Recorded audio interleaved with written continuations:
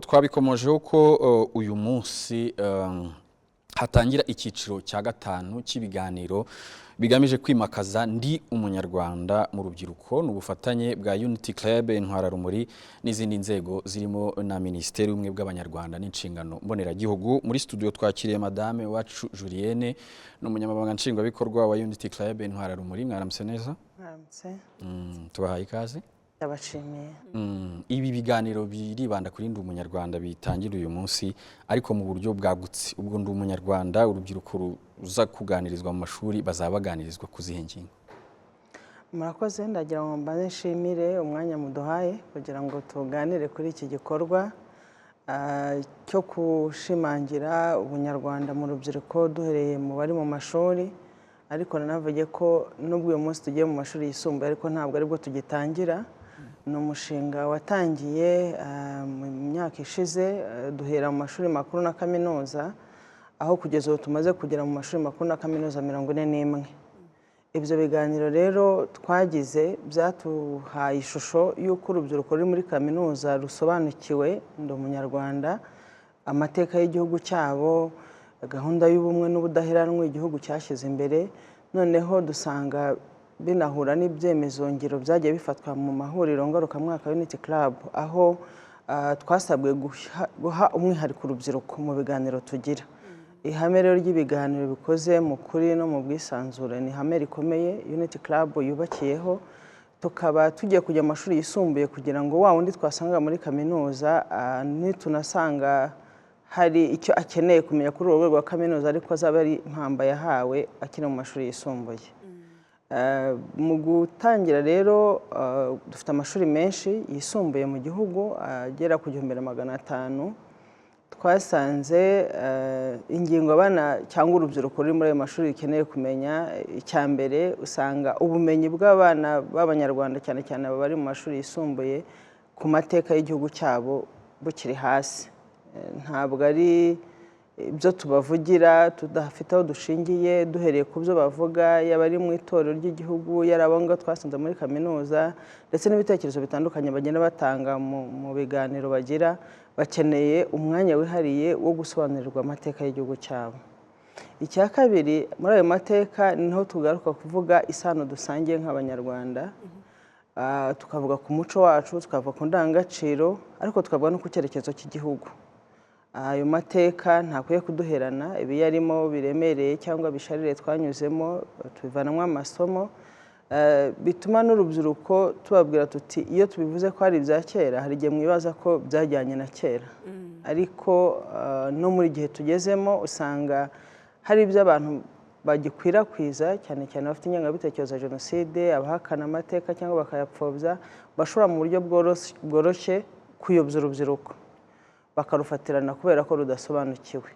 Ariko ikindi, hari igihe usanga iyo tubiganira urubyiruko rwumva ko kuba uyu mwana w'umunyarwanda uyu munsi atekanye, afite uburenganzira bwo kwiga no gutura aho ashaka, ashobora kubaza, bakibwira ko ariko byahoze. Ntabwo ariko byahoze.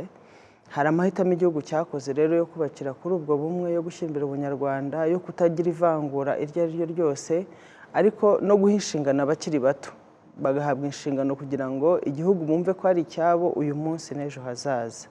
Izo ngingo rero nizo zagarukwaho muri byose, tukanibutsa urubyiruko ko kugira ngo aho twifuza kugera heza nk'igihugu, kugira ngo tuhagere ibyo twubaka birambe, tugomba gukomera ku muco wacu. Hari indangagaciro ziburimo zaranze abakurambere bacu, zaranze ababyeyi b'uru rubyiruko, zituranga uyu munsi, bakwiye nabo gukomeraho.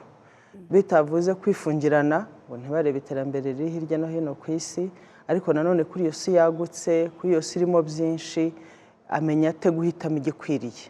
Ese agira umwanya wo gushishoza, ntagendere mu kigare ngo avuge ngo abandi uko babikoze nanjye ndiko ndi bubikore, akagaruka kuri wa mwihariko we nk'umwana w'umusore, nk'umukobwa w'inkumi w'umunyarwanda ufite inzozi ze nk'umwana ushaka kugira aho agera, ariko urwo rubyiruko rukanamenya ko inzozi zarwo ziteranije arizo zihinduka uko igihugu kizaba gisa mu myaka iri imbere. Mwakomeje ku bijyanye n'uko uyu munsi turi mu isi aho abantu bakoresha imbuga nkoranyambaga, ariko kandi munagaragaza yuko kuri iyi si turanabibona yuko abapfobya jenoside yakorewe abatutsi, abapfobya amateka y'igihugu, abagoreka amateka y'igihugu, n'ubundi abenshi bakoresha izo mbuga nkoranyambaga. Ni nazo uru rubyiruko rwacu rwisangaho, abana bakiri muri segonderi baba bazikoresha. Ibi biganiro bizahuzwa gute n'amakuru abana babonera ku mbuga nkoranyambaga? Buri mbuga nkoranyambaga ntabwo amakuru aziriho yose ari mabi. Icya mbere ni ukubabwira ko kuri izo mbuga nkoranyambaga hari ibibi biziriho, hari imikoreshereze itanoze ishobora kubagiraho ingaruka, ariko no kubereka ahari ibyiza bakwiye gushakira amakuru y'ukuri. Ibiganiro rero tubikora mu bufatanye bw'inzego nk'uko wari wabivuze. Unity Club ifatanya na Minisiteri y'Ubumwe bw'Abanyarwanda n'Inshingano Mboneragihugu, harimo Minisiteri y'Urubyiruko n'Iterambere ry'Ubuhanzi ndetse na Minisiteri y'Uburezi. Hari imfashanyigisho zagiye zikorwa n'izo nzego mu bihe binyuranye, umuntu ashobora no gusanga kuri izo mbuga nkoranyambaga. Wenda mfashe urugero, hari podcast Minu Bumwe igisohora zitanga mu by'ukuri mu buryo burambuye butavunanye kubwumva amateka.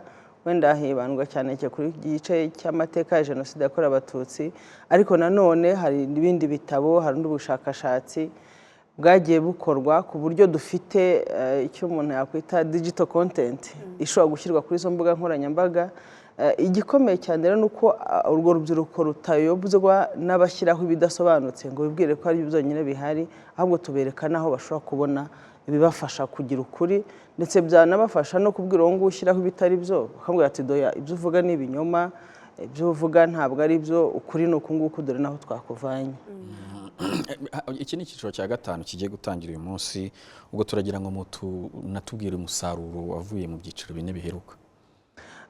Ibyiciro bine biheruka twashoboye kugera muri kaminuza n'amashuri makuru 41, tuganira n'urubyiruko rwigayo, dushobora gushyiraho ama-club y'ubumwe n'ubudaheranwa, ku buryo ibiganiro bakora uruhare rwabo nta nubwo bigarukira gusa kuri bo nk'abanyeshuri, batangiye no kujya mu mashuri yisumbuye yegereye aho izo kaminuza barimo ziri.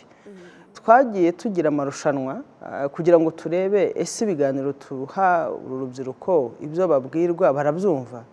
Twagira amarushanwa babinyujije mu bihangano mu buryo butandukanye butuma bashobora gutanga ubutumwa uko bumva ndi umunyarwanda, uko bumva ubumwe, uko bumva ubudaheranwa, hakavamo ibihangano ubona bikomeye bishobora kwifashishwa nk'imfashanyigisho.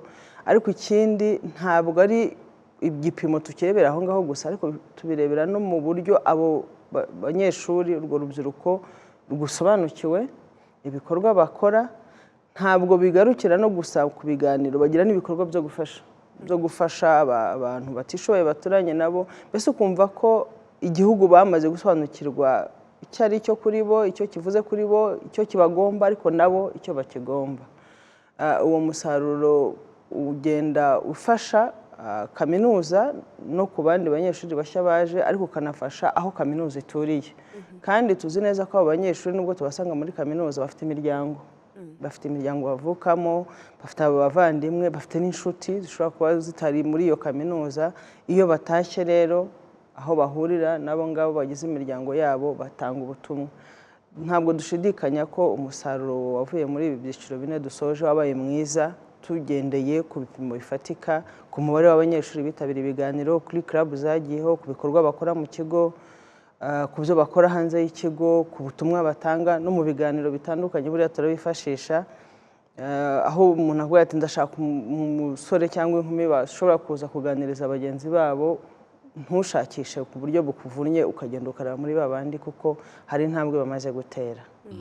Tugaruke rero kuri iki cyiciro aho muvuga muti tugeno no mu mashuri yisumbuye, birakorwa gute? Bizashyirwa mu masomo biga, cyangwa se hari ubundi buryo bw'umwihariko bizakorwa, cyane ko noneho kaminuza zigereranyije n'amashuri ya segonderi dufite, amashuri yisumbuye ni menshi cyane kurusha kaminuza. Birateganywa gukorwa gute?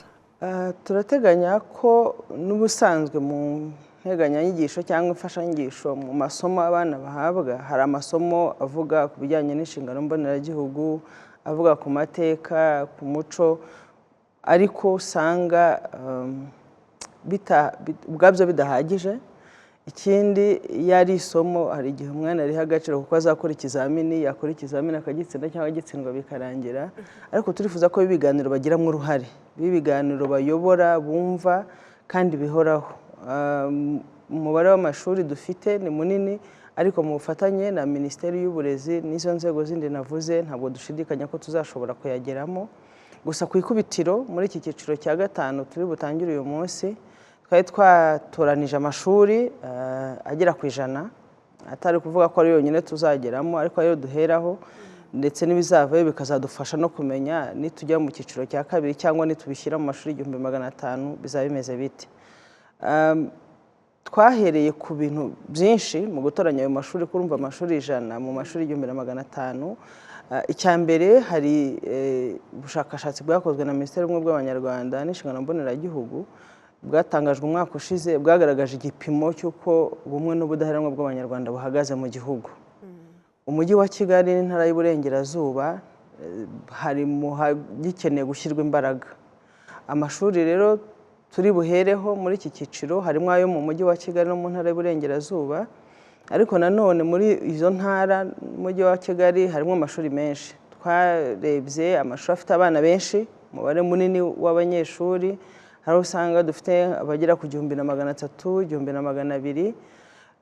Tureba amashuri afashwa na leta, ayigenga ndetse n'ari mu gice umuntu afata nk'ari icyaro n'umujyi. Hari amashuri yigenga y'abihaye Imana, hakaba amashuri yigenga y'ababyeyi. Mbese twagiye tureba ibyo byiciro, aho abana biga bacumbitse, aho biga bataha, ku buryo dutekereza ko muri ibyo byiciro twafashe twakoze uko dushoboye kugira ngo amashuri duheraho abe ari amashuri koko ashobora kuzana impinduka, kuko impinduka ntabwo izazanwa nuko twagiye mu biganiro gusa. Abo banyeshuri nibahinduka, nibabyumva, bazaba umusemburo ushobora gufasha na bagenzi babo. Hanyuma ibiganiro bikorwa ku buryo duhera ku cyo urubyiruko ruzi, uko gahunda iteye. Twafatanije n'ibigo na REB by'umwihariko kugira ngo dusabe abayobozi b'amashuri basaba abana kugira icyo bategura. Ese iyo tuvuze ndi umunyarwanda, iyo tuvuze ubumwe, iyo tuvuze ubudaheranwa, abana bumva iki? Babitwereke binyuze mu mukino uko babigennye, noneho ubwo bumenyi bafite n'ibibazo baza kugaragaza n'inzitizi bagifite biba ari byo bishingirwaho mu kuyobora ikiganiro. Mbese bibe atari ibintu umuntu yicaye akagena ati ngiye kubabwira ibi ngibi gusa, ahubwo iki kiganiro cyubakiye ku byo urubyiruko ruzi, ibyo byagaragaje batazi, naho bagikeneye gusobanukirwa kurushaho. Hanyuma ni gahunda tugiye gukora muri iki cyumweru mu ntangiro, kuko ibyumweru 2 bisoza ku kwezi kwa 3 bazaba batangiye ibizamini bagiye no kujya mu biruhuko, ariko tuzakomeza mu kwezi kwa Gicurasi bagarutse bavuye muri vakansi. Iki cyumweru rero turajya mu mashuri 26 arimo 15 yo mu mujyi wa Kigali na 11 yo mu Burengerazuba. Ibiganiro twarabiteguye, amashuri arabizi, ubuyobozi bw'inzego z'ibanze twarakoranye, turibwira ko bizaba ibiganiro bizanafasha, ndetse n'ibyo tuzakora mu kwezi kwa 5 nyuma bavuye mu biruhuko. Hari ibyo tuzabona muri iki cyumweru bishobora kuzagira icyo zunganira ku byo twari twateganije kuzakora abana bavuye mu biruhuko. Umuntu nanone ashobora kwibaza, aba bana iyo utubwiye n'uburyo baganirizwa, barabanza nyine kumva icyo batekereza ukabona kubaganiriza. Mubasangana amakuru ki kuri gahunda za Ndi Umunyarwanda, ku bumwe n'ubudaheranwa bw'Abanyarwanda? Baba bafiteho amakuru cyangwa bisaba nko gutangirira kuri zero? Kubera ko baba bajya mu miryango, hari abiga bataha bahorayo, hari n'abajyayo mu gihe cy'ibiruhuko ariko baba mu muryango. Ubwo ndanabijyanisha nuko hari cases twagiye tubona z'abana bari mu bigo by'amashuri yisumbuye bagaragarwaho n'ingengabitekerezo ya jenoside, ugasanga ko bafite amakuru apfuye bavanye mu miryango yabo. Mubasangana amakuru kiyo mutangiye kubaganiriza? Ni ikibazo cyiza. Buriya urubyiruko cyangwa abana dufite ni ishusho y'imiryango igihugu gifite. Amakuru abana bafite amenshi n'ayo bavana mu miryango, akiyongeraho ayo bavana ku mashuri batangiye kwiga. Navuga ko muri rusange usanga hari amakuru bafite. hari amakuru bafite, bazi gahunda zitandukanye igihugu cyashyizeho, bazi ko mu Rwanda twagize amateka yatugejeje kuri jenoside yakorewe Abatutsi, bazi ko uyu munsi ubuyobozi bushyize imbere umuturage nta vangura, hari navuga ubumenyi rusange bafite. Ariko nanone bitewe na ya miryango yacu, hari igihe usanga ababyeyi batarabwije ukuri umwana, bakamubwira bati buriya ubona abaturanyi barabeshye, batubeshyera ko twagize uruhare muri jenoside, imitungo yacu ikoreshwa mu kwishyura, cyangwa se buriya ubona umubyeyi wawe umwe wari mu igororero bamazeho igihe ntabwo ariko byagenze, cyangwa se hari abafite abo bavukana cyangwa mu miryango bari hanze y'igihugu. Buri munsi twakira abataha mu buryo butandukanye, abataha ku bushake, abaza bavuye mu mashyamba y'ibihugu duturanye harimo Kongo. Hari za mbuga nkoranyambaga ku buryo usanga hari n'aho hari abana nyine bafite urujijo bitewe n'icyo umubyeyi atamubwije ukuri, noneho hakiyongeraho bya bindi asoma kuri za mbuga nkoranyambaga, bigatuma iyo umubajije nubwo hari ibyo azi ariko ubona ko hari ibyo adasobanukiwe. Ikindi buriya hari ibiri hanze y'igihugu cyacu biri mu karere. Iyo uganiriye n'abana hari ubwo akubata se uyu munsi ko mu Rwanda twebwe twunze ubumwe nta vangura rishingiye ku karere, ku moko, kuki, ariko mu baturanyi hari ibintu twumva bivugwa, ibyo tubona, ugasanga ukeneye no kumusobanurira uhereye kera, ntabwo uhera gusa muri iyi myaka 10-15. Navuga ko rero hari ubumenyi rusange abana bafite, ariko n'urujijo bafite rutarwa n'imiryango, ariko harimo n'abandi atari uko yarutewe n'imiryango, ahubwo hari umubyeyi nawe ukirwana no kureba uko ashobora gusobanurira umwana ayo mateka. Noneho iyo ntacyo umubyeyi yamubwiye ajya kwishakishiriza, ajya gushakisha, ugasanga ashakishije wenda kuri ya soko itari nziza agahabwa ibitari byo. Navuga ko rero ntabwo dusanga ntacyo na kimwe bazi, kuko umwana ugiye mu mashuri yisumbuye hari intambwe bamaze gutera, ariko uba usanga bakeneye gusobanukirwa birushijeho. Habaye iki, byagenze bite, wese uyu munsi kubera icyo ari uko bimeze, twakora iki? No mu byo tusaba ubuyobozi no kubafasha, ntitubahe ibiganiro gusa bivuga mu magambo, no kujya gusura ahantu hamwe na hamwe hashobora gutuma abo bana basobanukirwa n'ayo mateka. Hari ingoro ndangamurage ziri hirya no hino, hari inzibutso za jenoside, hari ahantu mbese ashobora kujya kumva birushije bya bindi bamubwiye mu magambo kuko yabibonye.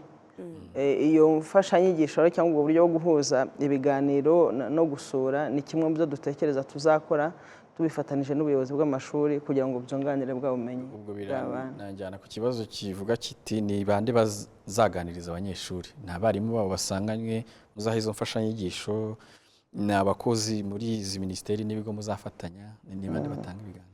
Ibiganiro bizagirwamo uruhare n'abanyamuryango wa Unity Club n'abakozi ba Minisiteri y'Uburezi, minisiteri izi navuze dufatanije, ariko nanone bizanagirwamo n'uruhare n'abo dusanga mu turere, kubera ko nitujya mu karere ka Nyamasheke muri iki cyumweru tugasura ibigo 3 cyangwa 4 ku bigo 20 biri mu karere, kugira ngo handi bizahagere nuko abo dufatanya bari hari abazabigiramo uruhare. Tukaba rero twarumvikanye ko aho duhera, aho dutangira ibiganiro twese izo nzego ziba zihari, kugira ngo tunarebe uburyo bigenda, uko bitangwa, ibibazo abana babaza. Noneho nyuma y'iki cyumweru ayo mashuri yandi navuze ayo 26 yo tuza gukora muri iki cyumweru, navuga ko ikora rwa Minisiteri, Unity Club n'uturere, ariko uko bizaguka bizatuma tugera kuri benshi barenze abo muri izo nzego gusa. Dusanga dufite abantu basanzwe batanga ibiganiro, batoza mu itorero, bari hirya no hino bashaka kugira uruhare mu biganiro muri aya mashuri. Wenda tunasoza, hari ibyo mwatubwiye bizakorwa mu mashuri, ariko kandi nanone twanabonye ko abana dufite uyu munsi ari ishusho y'imiryango dufite mu Rwanda. Murasaba iki ababyeyi? Ababyeyi turabasaba kuzuza neza inshingano zabo za kibyeyi. Icya mbere ni uko ubundi umubyeyi akaba yifuriza icyiza umwana we, ntibigarukire mu kukimwifuriza ariko akanagiharanira, bituma atashobora kumuha amakuru azi neza ko atariyo.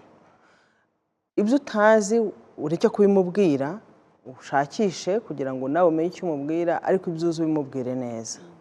Icya kabiri ni uko mu muryango hakwiye kuba umwanya w'ibiganiro, ababyeyi bakagira umwanya wo kuganira n'abana, kuko uburezi kugira ngo bwuzure ni uko amashuri yunganirana n'umuryango.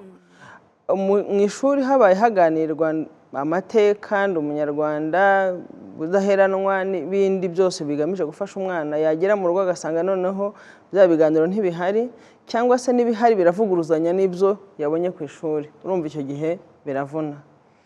Hanyuma ikindi ni uko by'umwihariko kuri aya amashuri yisumbuye ari hafi y'aho abantu batuye, ntabwo buriya bimeze nka kaminuza zisa nk'aho atari nyinshi. Tekereza ko no mu bazagira uruhare mu biganiro harimo n'abandi mu babyeyi barerera muri ayo mashuri, kuko ababyeyi barera mu mashuri nabo bafite ubumenyi bushobora kugira icyo bufasha abana.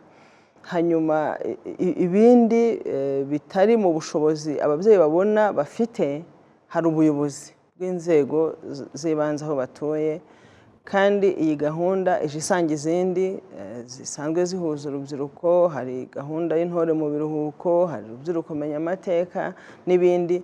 Turifuza ko hatagira na kimwe gitakara, byose bikomezanya bikuzuzanya. Ababyeyi rero igihe umwana akubwira ati hari gahunda y'intore mu biruhuko ndasaba uruhushya njyeyo, ntukamubuze. Igihe akubwira ati mba muri club y'ubumwe n'ubudaheranwa batubwiye ibi ngibi, ujye umwereka ko nawe ushaka kubimenya cyangwa se wunganire ubumenyi yahawe. Ikindi wenda nashaka kugarukaho ni uko iyi miryango tuvuga ariyo abana bacu bagaragaza ishusho yayo, ntabwo ikwiye kuguma hamwe. Isi turimo irahinduka, hari ibishya bizamo bituma umuntu akwiye guharanira iteka kugira ubumenyi bushya yunguka, bitari ukuvuga ngo agiye kujya mu ishuri mu buryo busanzwe, ariko kwiyungura ubumenyi bituma n'ababyeyi bashobora kujyana n'aho isigana akamenya uko arera umwana we. Yego. Reka tunahinira aha, twaganiraga ku cyiciro cya 5 cy'ibiganiro bya Ndi Umunyarwanda gitangira uyu munsi hirya no hino mu mashuri yisumbuye. Dushimire cyane Madame Julienne Uwacu, ni umunyamabanga nshingwabikorwa w'umuryango Unity Club Intwararumuri. Mwakoze cyane. Ndabashimiye na